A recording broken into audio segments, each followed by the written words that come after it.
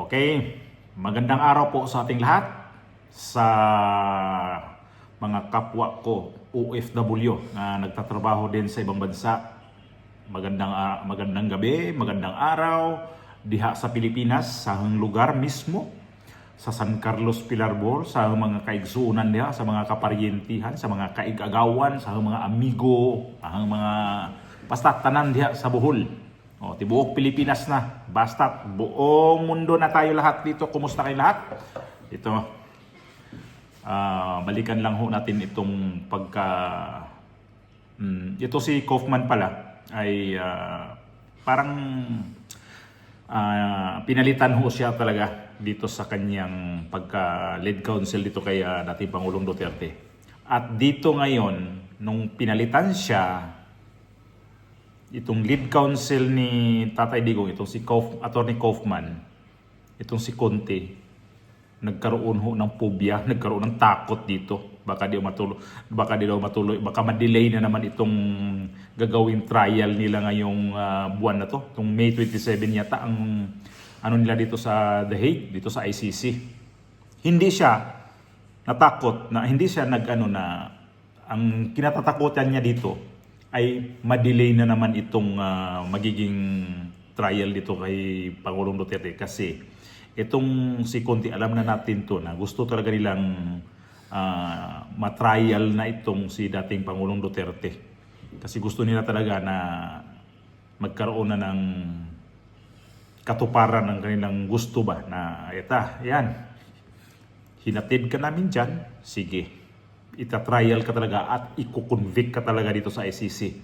At itong ginawa ni dating Pangulong Duterte, palagay ko, to siya, technique niya to, na ma-delay talaga itong niya. Kasi nagpalit siya ng lead counsel niya eh. So, siguro mas nanaisin pa ni Tatay Digong na magkaroon ng ganito, ng sitwasyon niya na makulong ako dito man ako aabutin ng aking huling hininga, di bali na, kaysa man hatulan ninyo ako na convict ako dito sa ibang bansa, na convict ako sa dayuhan, mas nanaisin ko pang dito ako na sabi ko nga, doon siya mamatay sa loob ng silda. Yan ang yan ang ko dito na ayaw talaga niya ayaw niyang magpa-convict kasi itong ICC kasi, kung napansin ninyo itong mga nakaraang mga buwan na ang daming umalis na mga bansa ho dyan. Sinong mga bansa na umalis dyan na malalaking bansa? Kasi kawalan ho nila yun. Kasi once pag miyembro ka, siyempre may datong, may kapirahan yan dyan eh. Bakit nakarating si dating Pangulong Duterte dyan sa dahig na hindi na miyembro ang Pilipinas? Kumalas na ho tayo eh. Kailang pinilit. Pwede ba ho yun? So simple lang intindihin natin dyan. Pera-pera ang labanan din sa loob ng ICC. Itong mga judge ho dyan sa ICC, babayaran nga. Di ba yung sabi nga ng 18 Marines, pumunta ho sa Pilipinas itong mga taga-ICC. Kaya dito natakot ngayon si Conte. Nitong kabado siya dito sa pagkawala ni Kaufman. Kasi gusto niya talaga na itong si Kaufman ay nandoon na. Siyempre, yung bagong abogado ni Tatay Digong ay mag-request, teka muna, kasi pag-aralan ko muna itong mga kaso na to. O i-postpone. So ito yung advantage ni Tatay Digong. Akin lang to na opinion ko lang ho ito, na mas nanaisin ni Tatay Digong na hindi siya i-convict dito sa The Hague. Yun lang ho yun talaga. Kasi sino pang naniniwala sa ICC? Yung mga tao na yun ng 18 Marines, yung mga sundalo na yun na nagsabi dito, bakit hindi sila inimbestigahan? Na bakit pumunta? Kausap nga si Trillanes at saka si Boying Remulla. At maraming bansa ang nawawala na dito sa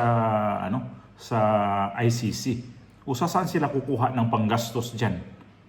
Ito na nga lang ang balita ko. Si Pangulong Duterte na nga lang hawak daw nila yan dyan eh. Yun lang nililitis, kaya di lang talaga pwedeng paalisin yan dyan. Paano kung aabutan talaga ng malas si Tatay Digong dyan sa loob mismo? So, hindi lang yung mga ibang bansa na ngayon, baka madagdagan pa ho itong aalis dyan na na mga miyembro ng sa ICC. Ito yung sinabi ni Conte. Sandali lang ha. I-open ko lang tong na to ha. Atong password nito, 1972. 1972. Okay. O basahin natin tong ha. Mismo GMA News Online ho ito galing ha. O, kahapon ho ito. May 9. Wala lang akong salamin kasi. Pasensya na. Basahin ko lang ho ito. Ito yung sinabi ni Conte. Dito siya kinakabahan sa pagkawala ni Attorney Kaufman. O, ito sinabi. Statement of ICC Assistant to Counsel Christina Conte following the request of Nicholas Kaufman to withdraw as lead counsel of former President Rodrigo Duterte. The accused Rodrigo Duterte does have the right to counsel of choice, but victims want to be assured that the change will not result in any delay. Doon siya natatakot ka sa DT. A new lawyer does not automatically reset time or give rise to new remedies available to accused.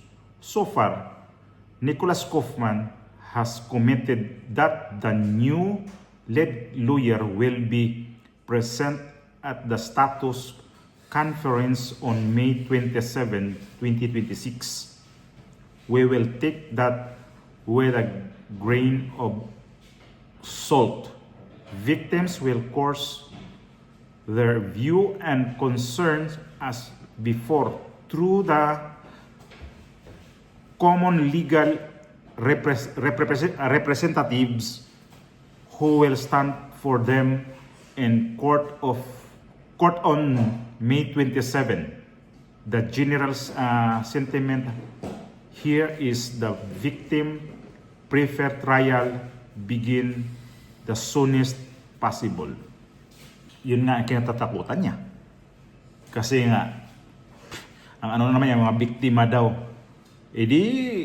si dating Pangulong Duterte, yan, mautak to kahit na may kaidaran na, kahit na mayroon na siyang 81 anyos na. So makikita pa natin dito na mayroon abogado kasi ito Isa pa nagiging ang ilang mga nasa gobyerno to na nagiging congressman, nagiging mayor, nagiging pa to siya sa hindi judge, nakalimutan ko lang yung nasa dulo lang dila ko na nasa hukuman din to siya. So alam niya.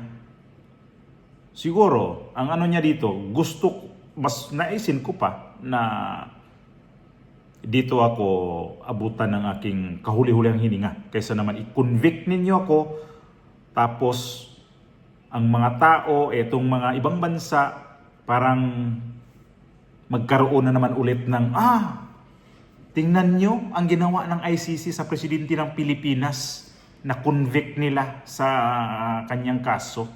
Sinatulan talaga nila kahit may edad na. So magkaroon ulit ng babango ulit ang ICC. So naisip ni Tatay Digong, ganun pala ginagamit lang ninyo ako dito. So gamitin nyo ako dito. Gagawin ko lang dito, i-delay ko to ng i-delay.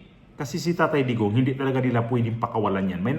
Nasabi na yan ni Attorney Kaufman, hindi talaga nila basta-basta pakawalan yan. Di ba? Sabi ko nga, ni-request pa rin niya yung interim release. Ilang beses na, 2 beses. Pero hindi binigyan. Kasi nga, sabi ni Kaufman, ito talaga, hindi talaga to nila pwedeng pakawalan. Kasi si Tatay Digong na nga lang nandito, mag-isa lang dito sa loob. Lilitisin nila. So kapag makonvict si Tatay Digong dyan sa ICC, babango ulit ang ICC. Sige. Tapos may tendency ang Pilipinas babalik ulit sa ICC. Yun ang nakikita ko dyan. Kaya ang ginamit ngayon ni Tatay Digong, utak pa din. Di ba? ang ano ko dito, talagang tinataya niya ang kanyang buhay talaga dito. Wala na siyang ano dito, ang ano niya, panabla na ako dito. Tatablahin ko na rin kayo. Wala na akong ano dito kasi bakit? May edad na ako. Bakit pa ako naisin ko pang ipanalo ko tong kaso na to kung talaga i-convict pa rin siya eh. Yun ang naisip niya, i-convict pa rin ako dito eh. Ang gawin ko dito, sige. I-delay natin to. Langanan natin ang kaso. Na yung mga nakasit na mga adlaw, sige. I-extend natin na.